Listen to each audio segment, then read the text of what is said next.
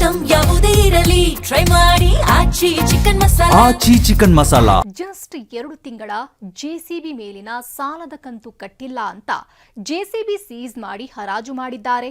HDFC bank ಎಡವಟ್ಟಿಗೆ ತಾಯಿ ಮಗ ಕಣ್ಣೀರು ಹಾಕ್ತಿದ್ದಾರೆ. ಅತ್ತ ತುಮಕೂರಲ್ಲಿ ಹಿಟಾಚಿ ಕಂಪನಿ ಶೋರೂಮ್ ವಿರುದ್ಧ ಅನ್ನದಾತರ ಹೋರಾಟ ತಾರಕಕ್ಕೇರಿದೆ. ಈತ ಮಂಜುನಾಥ್, ಈಕೆ ಇವನ ತಾಯಿ ರುದ್ರಮ್ಮ.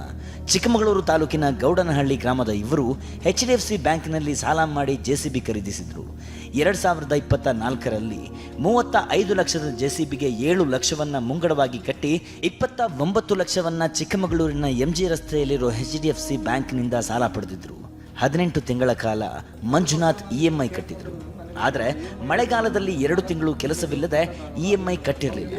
ಆದರೆ ಬ್ಯಾಂಕ್ ಸಿಬ್ಬಂದಿ 3ನೇ ತಿಂಗಳಿಗೆ ನೋಟಿಸ್ ನೀಡದೆ ಜೆಸಿಬಿ ಸೀಸ್ ಮಾಡಿದ್ರು. ಅಲ್ಲದೆ 15 ದಿನದೊಳಗೆ ಜೆಸಿಬಿಯನ್ನು ಹರಾಜಿನಲ್ಲಿ ಮಾರಿದ್ದಾರೆ.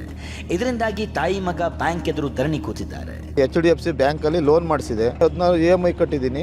ಮತ್ತು ಜುಲೈ ಟೈಮಲ್ಲಿ ಗಾಡಿ ಸ್ವಲ್ಪ ಒಂದು 2 ತಿಂಗಳು ರನ್ನಿಂಗ್ ಆಗಲಿಲ್ಲ, ಡ್ರೈವರ್ ಹೋಗಿದ್ದ ಅಂತ ಸ್ವಲ್ಪ ನಿಂತಿತ್ತು ಗಾಡಿ. ಹಂಗಾಗಿ 2 ಕಂತು ಕಟ್ಟೋಕ್ಕಾಗ್ದಲೆ ಎಚ್ಡಿಎಫ್ಸಿ ಬ್ಯಾಂಕ್ನವರು ಸೀಜಿಂಗಿಗೆ ಅಂತ ನನಗೆ ಲೆಟ್ರನ್ನು ಕಳಿಸ್ತಲೇ ಒಂದು ಲೋಕಲ್ ಸೀಜರ್ಗಳನ್ನ ಇವರು ಒಂದು 4-5 ಜನ ಗುಂಡಗಳು ಕಳಿಸಿ ಮತ್ತು ಸುಭಾಷ್ ಶೆಟ್ಟಿ ಅಂತ ಇವ್ರನ್ನೆಲ್ಲ ಇದು ಮಾಡಿ ನಮಗೆ ಗಾಡಿ ಹೇಳ್ಕೊ ಹೋಗಿದ್ದಾರೆ.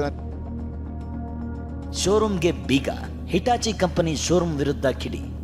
ಇತ್ತ ತುಮಕೂರಲ್ಲಿ ಟಾಟಾ ಕಂಪನಿಯ ಹಿಟಾಚಿ ಶೋರೂಮ್ ವಿರುದ್ಧ ರೈತನ ಹೋರಾಟ ಮುಂದುವರೆದಿದೆ. ಹಿಟಾಚಿ ವಾಹನ 3 ತಿಂಗಳಿಗೆ ಸಮಸ್ಯೆಗೆ ತುತ್ತಾಗಿದೆ. ಸರ್ವಿಸ್ ಕೂಡ ಸರಿಯಿಲ್ಲ ಅಂತ ಅಂತರಸನಹಳ್ಳಿಯ ಟಾಟಾ ಹಿಟಾಚಿ ಶೋರೂಮ್ ಮುಂದೆ ವಾಹನ ನಿಲ್ಲಿಸಿ ಬೀಗ ಜಡಿದು ಗಿರೀಶ್ ಪ್ರತಿಭಟನೆ ಮಾಡ್ತಿದ್ದಾರೆ. 3ನೇ ದಿನ ಹೋರಾಟಕ್ಕೆ ಜಿಲ್ಲಾ ಟಿಪ್ಪರ್ಸ್ ಮಾಲೀಕರ ಸಂಘವು ಸಾಥ್ ನೀಡಿತ್ತು. ನಾವು ಅನುಭವಿಸಿರ್ತಕ್ಕಂಥ ಕಷ್ಟಕ್ಕೆ ಆ ಪ್ರತಿಫಲ ಸಿಗಬೇಕು. ನಾವು ಸಾಲ ಮಾಡಿ ಮೈ ತುಂಬ ಸಾಲ ಆಗಿದ್ದೇವೆ. ಈ ಕಡೆ ಒಂದು ಕಡೆ ಬಡ್ಡಿ ಕಟ್ಟಬೇಕಾಗುತ್ತೆ, ಈ ಕಡೆ ಫೈನಾನ್ಸ್ ಕಟ್ಟಬೇಕಾಗುತ್ತೆ. ಈ ಎಲ್ಲ ಥರದ ತೊಂದರೆಗಳನ್ನ ಅನುಭವಿಸ್ತಾ ಇರೋದ್ರಿಂದ 3 ದಿನ ಆಗಿದೆ. 3 ದಿನದಿಂದಲೂ ಯಾವುದೇ ರೀತಿಯ ರೆಸ್ಪಾನ್ಸಿಬಲ್ ಇಲ್ಲ. ಕಂಪನಿ ಮೇಲಧಿಕಾರಿಗಳು ಸಮಸ್ಯೆ ಬಗೆಹರಿಸಬೇಕು, ಇಲ್ಲ ಅಂದರೆ ಉಗ್ರ ಹೋರಾಟ ಮಾಡೋದಾಗಿ ಟಿಪ್ಪರ್ಸ್ ಮಾಲೀಕರ ಸಂಘ ಎಚ್ಚರಿಕೆ ನೀಡಿದೆ.